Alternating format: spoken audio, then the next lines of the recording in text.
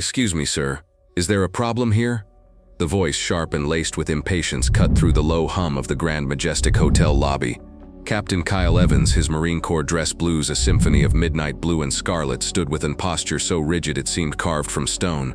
His medals, a neat, colorful block on his chest, gleamed under the crystal chandeliers.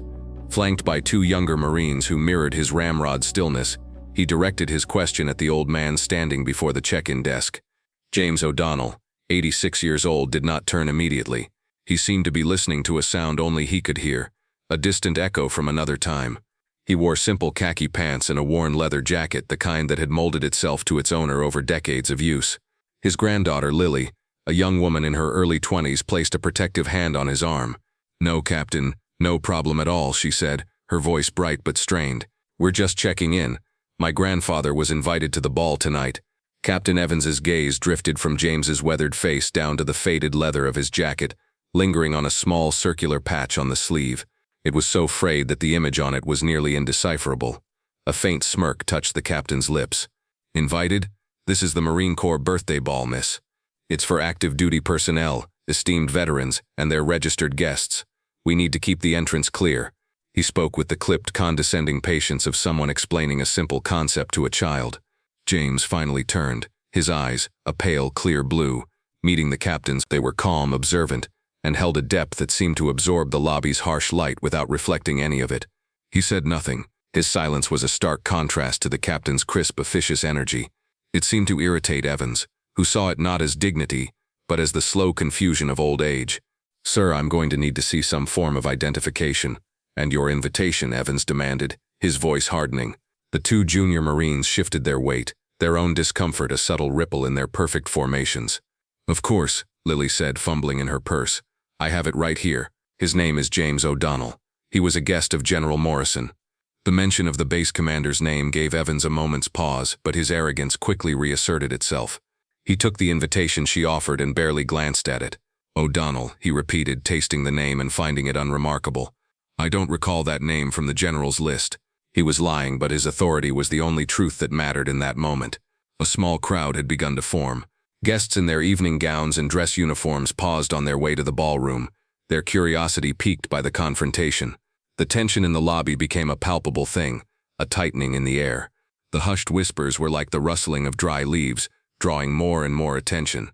James remained still, his hand resting lightly on the check-in counter, his presence a quiet island in a sea of escalating hostility. Evans pressed on, emboldened by the audience. He saw an old man out of place, a relic cluttering up the polished grandeur of his modern Marine Corps. "What was your unit, Mr. O'Donnell? Did you serve at the Chosin Reservoir? I'm sure you have plenty of stories.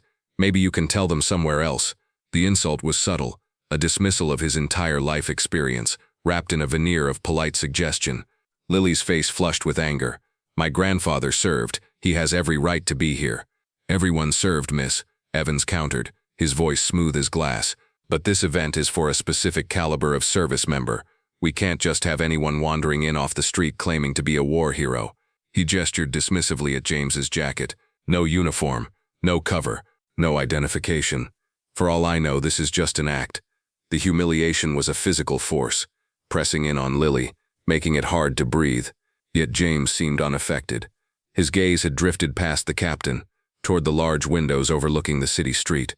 It was as if this entire scene, this public shaming, was a minor distraction, a buzzing fly in a room full of memories. This quiet detachment infuriated Evans more than any argument could have. He wanted a reaction. He needed to prove his dominance. He took a step closer, invading James's personal space. His voice dropped to a low, menacing tone. "I'm trying to be respectful, old man, but my patience is wearing thin. You and your granddaughter need to leave this hotel now." He reached out and tapped the faded patch on James's sleeve with a dismissive finger. "What is this thing even supposed to be? A souvenir from a gift shop?" The moment his finger touched the worn threads, the sterile air of the hotel lobby dissolved. For a split second, the scene shattered, replaced by a flash of visceral sensory memory. It wasn't a story, it was a feeling. The deafening roar of helicopter rotors beating the humid jungle air into submission. The acrid smell of jet fuel and damp earth. The sight of that same patch, brand new and starkly defined, stitched onto the side of a Huey gunship. It showed a coiled serpent, fangs bared, wrapped around a jagged lightning bolt. The image was charged with a kinetic energy, a promise of sudden violent action. Then, just as quickly as it came, it was gone. The scene snapped back to the polished marble floors and the silent watching crowd. Captain Evans saw none of it. He only saw the faded, meaningless patch and the old man's placid face. The disconnect between the lobby's reality and the patch's hidden history was a chasm only James could perceive. Across the lobby, leaning against a pillar, stood Gunnery Sergeant Miller. He was a man in his late 50s, retired from the Corps but working a second career as the hotel's head of security. He'd seen the entire exchange, and a slow burn of disgust had been building in his gut. He recognized the type.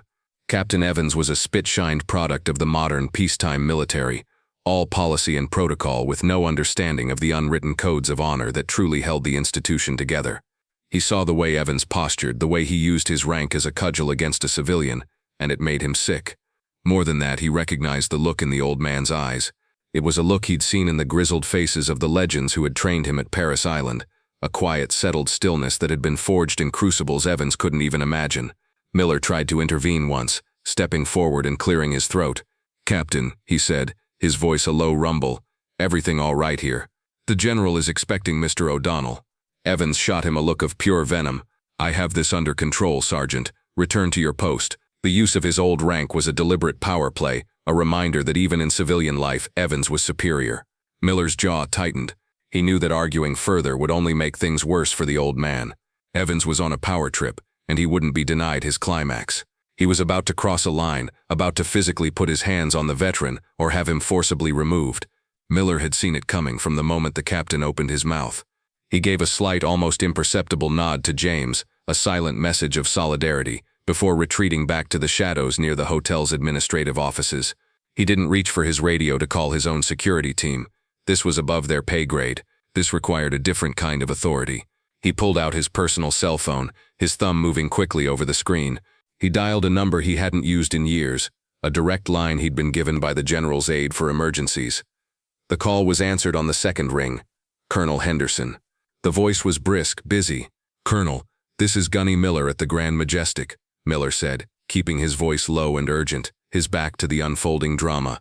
"Sir, you need to get down to the lobby, right now." "I'm on my way to the ballroom, Gunny. What is it?" the colonel asked, a hint of annoyance in his tone. "There's an incident, sir.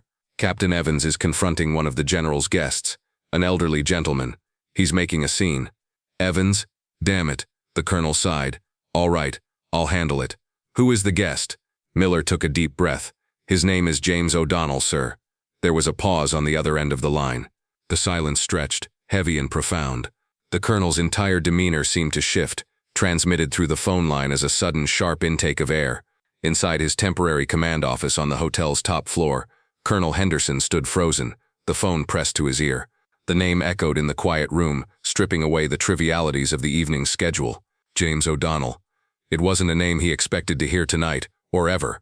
"Gunny," the colonel's voice was tight, strained, all previous annoyance vaporized and replaced by a chilling urgency. "Did you say James O'Donnell?" "Yes, sir." "That's the name he gave," Miller confirmed from the lobby. Henderson dropped the phone into its cradle without another word.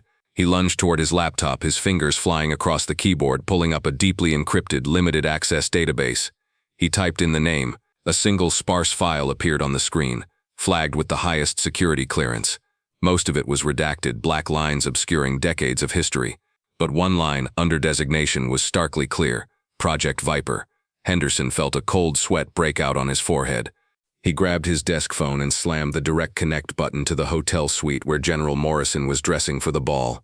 "Sir," he said, dispensing with all pleasantries. "You need to come to the lobby, immediately." "What is it, Henderson? Can't it wait?" the general's gruff voice answered. "No, sir. It's James O'Donnell. Captain Evans he's detaining him in the main lobby." The silence on the general's end was even more profound than the colonel's had been. It was the silence of a man confronting a ghost. "Get my security detail," the general commanded, his voice now a low, dangerous growl. "Tell them to meet me at the service elevator in 2 minutes. And Colonel, you tell Evans not to lay a hand on him. Tell him if he so much as breathes on that man wrong, I will personally end his career. Do you understand me?" "Yes, sir," Henderson said, but the line was already dead. He scrambled for his own cover and jacket, shouting for his aide. "Get the sergeant major.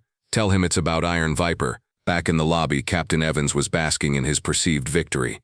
The crowd was silent, James O'Donnell was silent, and the granddaughter looked to be on the verge of tears.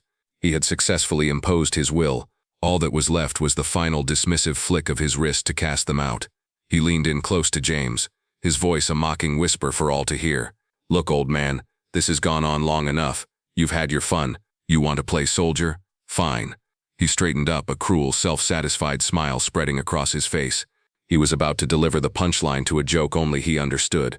"Tell you what," Evans said, his voice ringing with condescension. "Every real warrior has a call sign. What was yours, huh? Let me guess. Pops? Old-timer? Grandpa?" He chuckled, and the two Marines behind him shifted uncomfortably, the humor of the situation lost on them. Lily opened her mouth to speak, to scream, to do anything to end this, but James finally moved. He raised a hand not to strike but to gently silence her. He then lifted his head, and for the first time his pale blue eyes focused entirely on Captain Evans. The placid calm was gone, replaced by something ancient and hard. When he spoke, his voice was not the weak rasp of an old man. It was quiet, but it was rough, like stones grinding together. It was a voice that had given commands in the screaming chaos of battle, and had been obeyed without question.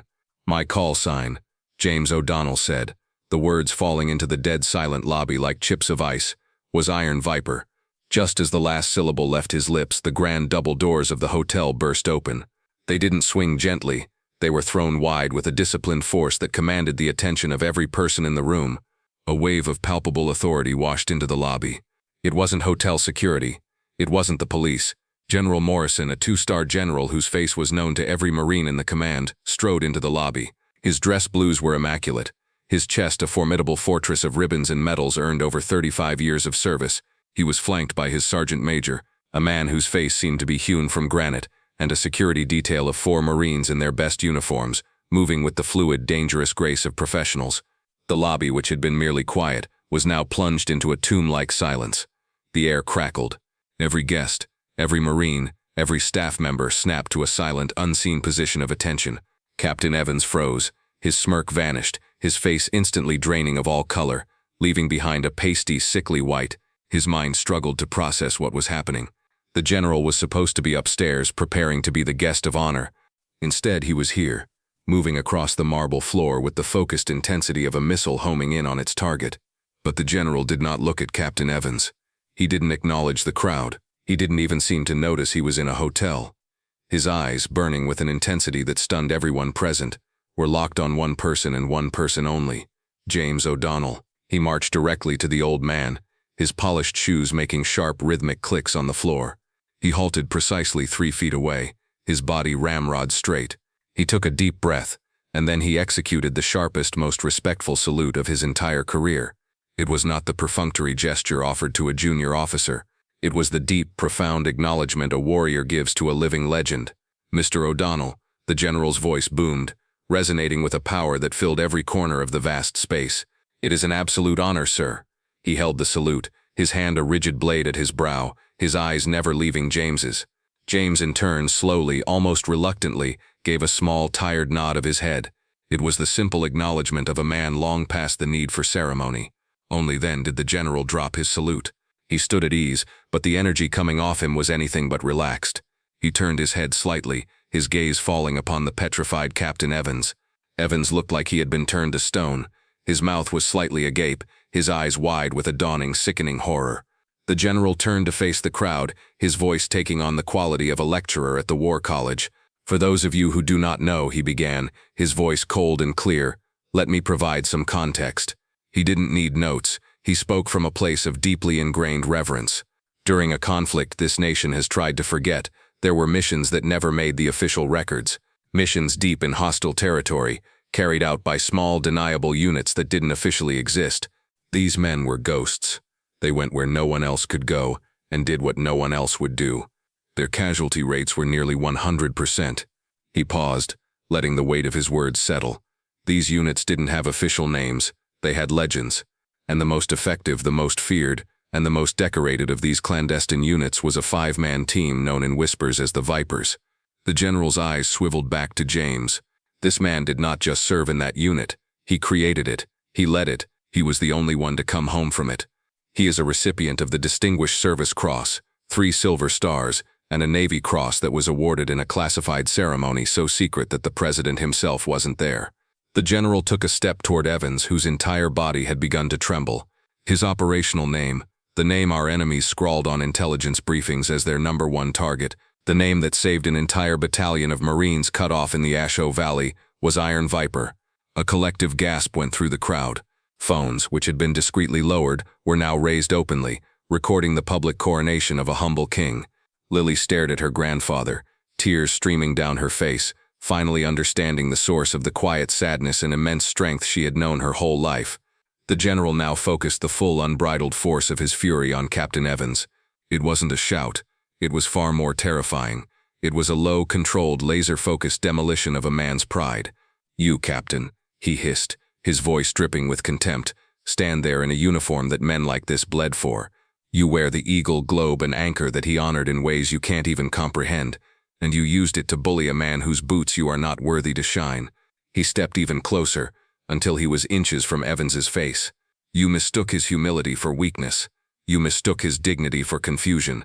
You failed the most fundamental test of a Marine officer, to recognize greatness, especially when it stands before you without rank or fanfare. You will report to my office at 0600 tomorrow. You will surrender your command, and we will have a very long discussion about your future or lack thereof in my Marine Corps." The rebuke was so complete, so utterly devastating, that a sympathetic cringe rippled through the onlookers. Just as the silence stretched to an unbearable length, James O'Donnell spoke again. He placed a gentle, wrinkled hand on the general's starched sleeve. "General," he said, his quiet voice cutting through the tension, "let the boy be." The general turned, his expression of fury softening instantly into one of deference. "Sir, we were all young once," James said, his gaze shifting to the broken Captain Evans. "We all thought we knew everything. The uniform is heavy, General. Sometimes it takes a while to learn how to carry it with grace." The wisdom in his words was simple and profound. It wasn't about forgiveness, it was about understanding. It was a lesson from a man who had seen the worst of humanity and had chosen not to be defined by it. As James spoke, a final fleeting image surfaced. It was not of battle, but of its precursor. A young James O'Donnell, his face taut with the pressure of command, sat in a sweltering canvas tent lit by a single bare bulb. Across from him, a fellow soldier, a boy of no more than 19, was carefully hand-stitching the serpent and lightning bolt insignia onto James's jacket. "What should we call ourselves, Lieutenant?" the young soldier asked, his voice barely a whisper. "The Army brass. They just call us the asset." Young James looked down at a map covered in red circles, each one a death trap. "They say we're supposed to strike from nowhere," he said, his voice low and determined. "With the speed of a thunderbolt and the venom of a snake. They won't see us coming." He tapped the patch. "We'll be the Vipers." The name wasn't born of bravado. It was a simple, grim statement of purpose, a promise of what they would become to survive. The fallout from the incident in the Grand Majestic lobby was both swift and far-reaching. The videos taken by onlookers went viral, though the general's office worked tirelessly to scrub James O'Donnell's name and face from the public clips, affording him the privacy he had earned 1,000 times over. Captain Evans was, as promised, relieved of his command. He wasn't discharged, but his reassignment was a lesson in humility. He was tasked with developing and personally leading a new, command-wide training program focused on the history of special warfare units and the importance of showing respect to veterans of all eras. It was a penance designed to build, not just to punish. The Marine Corps issued a formal public apology, not to James by name, but to all veterans who had ever been made to feel unseen or unvalued. For James and Lily, life returned to its quiet rhythm. The ball had been wonderful, with the general personally escorting James as the night's true guest of honor. But the fanfare was not what James sought. He was happiest in the simple routines of his life. A few weeks later, he and Lily were sitting in their favorite corner booth at a local diner, a place with worn vinyl seats and the comforting smell of coffee and bacon. The small bell over the door jingled, and a young man in civilian clothes walked in. He stood uncertainly for a moment, scanning the room. It was Kyle Evans. He saw James and froze, his face a complex mixture of shame, fear, and something else, a deep, uncertain longing. He hesitated, clearly warring with himself before taking a tentative step toward their booth. Lily tensed, ready to defend her grandfather again, but James simply watched him approach, his expression unreadable. Evans stopped at their table, his hands shoved deep into his pockets. He wouldn't meet James's eyes. focusing instead on the salt shaker. "Sir," he began, his voice rough and quiet, "Mr. O'Donnell, I just wanted to say," he trailed off, the words of apology he had surely rehearsed 100 times failing him. They were inadequate. James didn't press him. He didn't demand an apology. Instead, he looked at the young man who had tried to humiliate him and saw past the arrogance to the brokenness beneath. He simply gestured with his chin to the empty seat on the other side of the booth. "Sit down, son," James O'Donnell said, his voice calm and steady. "The coffee's good here. Tell me about yourself." The story of Iron Viper is a powerful reminder that heroes don't always wear their greatness on their sleeves. The deepest valor is often the quietest. If you were moved by this story of courage and humility, please like this video, share it with others, and subscribe to Veteran Valor for more stories that honor our nation's finest.